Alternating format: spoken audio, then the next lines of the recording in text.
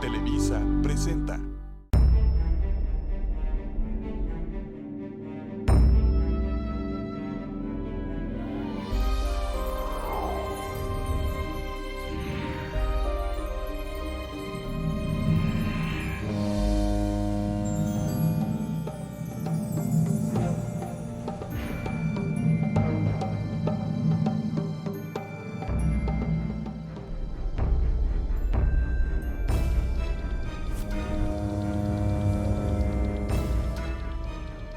Después de la independencia de México, las políticas migratorias apostaban a poblar el vasto territorio mexicano, con personas extranjeras que aportaran al desarrollo de nuestra economía, con propuestas de nuevas tecnologías y con una cultura de trabajo.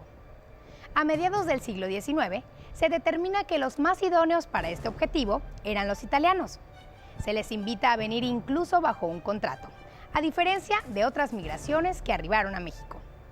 La migración italiana nos trajo familias enteras de agricultores que buscaron mejores oportunidades de desarrollo al abandonar su tierra. A su llegada, sortearon enfermedades, penurias y hasta conflictos políticos de la época.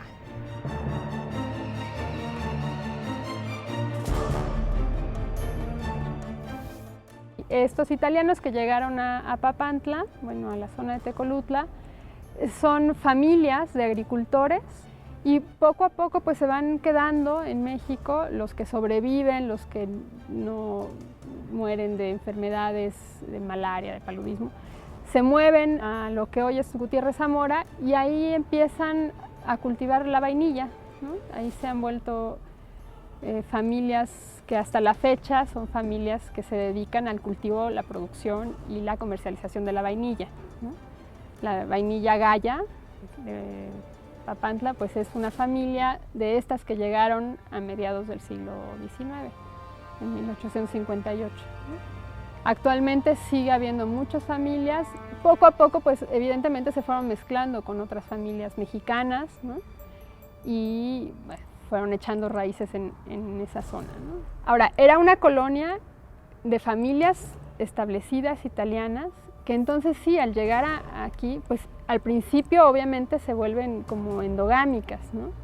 Pero poco a poco, pues la misma actividad comercial que ellos realizan, pues los obliga a relacionarse, no solo con mexicanos, sino con otros grupos extranjeros también de la región, ¿no? Están los franceses de San Rafael, que también se relacionan con ellos, y pues ahí salen también matrimonios y se van mezclando, y se van haciendo pues mexicanos, van adoptando costumbres mexicanas, al mismo tiempo van también, traen sus costumbres que también hay mexicanos que las adoptan.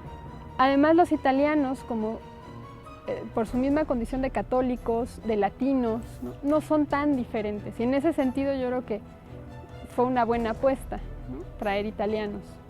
Pueden relacionarse, el idioma es muy parecido, ¿no? Hay muchos canales que pueden encontrar de comunicación con los mexicanos. La mezcla en Veracruz sí es más poderosa. Las personas de origen italiano se mezclan con las personas del entorno, y en Chipilo no pasa eso. En Chipilo apenas, de acuerdo a algunas investigaciones, en el siglo XX empieza ya esa mezcla, ¿no? Pero ellos conservan su lengua veneta, un dialecto de la zona norte de Italia, y con eso, bueno, pues su identificación como un pueblo que es singular con sus características y con su forma, su cultura y su idiosincrasia.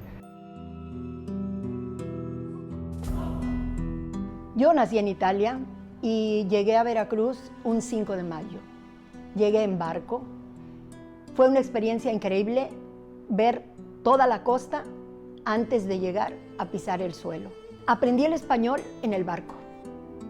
Salimos de Chiavari, de Génova, de donde yo nací, y en Cuba subieron 2 niñas cubanas. El viaje de un mes lo hicimos solas, mi hermana Gabriela y yo, pero en Cuba subieron unas niñas, y de Cuba a La Guaira a Veracruz aprendimos una buena parte español. Llegamos a la escuela y cuando nos recibieron, nos dijeron que nos iban a hacer un pequeño examen para saber si estábamos en primero, en segundo o en tercero. Y cuando hicimos el examen de español, yo quedé en el grado en que llegué, en tercero de primaria. Lo que recuerdo muchísimo es que en la primera clase que recibí era matemáticas, pero entonces había que hablar de centavos y yo no, porque no había ese tipo, ni pesos ni centavos. Y recuerdo que hice unas bolas tremendas para poder saber lo que eran los centavos y los pesos, y que en ese momento no manejaba liras. Problema la historia y problema la geografía. Pero fue poco tiempo porque de veras fue increíble el recibimiento, y hasta el día de hoy, de compañeras que estaban en grados superiores, éramos el juguete. Las dos niñas italianas éramos el juguete de la escuela. Y hoy no los dicen, es que cuando ustedes llegaron hablaban tan bonito, hacían. Éramos como unas muñequitas, así nos trataron y así nos sentimos, apapachadas. Ay, me gusta mucho esa palabra, porque cuando dices apapachar, dices que tú tocas el alma de las personas con tu corazón, y así creo que fue.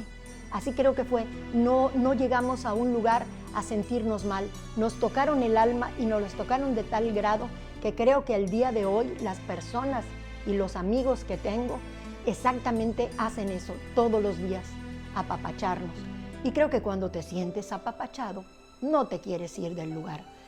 No, desde luego algunas cosas no fueron fáciles. Mi abuela era la adoración de mi vida. Dejarla fue muy difícil, pero es parte de un crecimiento de un emigrante, que dejar una patria es dejar una madre, y adoptar otra patria es adoptar otra madre, que si bien quieres a las dos, en algún momento te parten el corazón porque no sabrías con cuál ir. Yo no creo haber sufrido tanto precisamente por lo que me pasa con las personas. O sea, las personas ayudaron a la familia Molinari a crecer dentro de un ambiente sano, dentro de un ambiente de buenos principios, y creo que al final del camino tengo que agradecerle a las dos todo lo que me dieron. Y siempre diré lo mismo a la gente de Veracruz, que siempre nos ha acogido y nos sigue acogiendo, porque podrías decir, ah, la italiana. No, yo soy mexicana.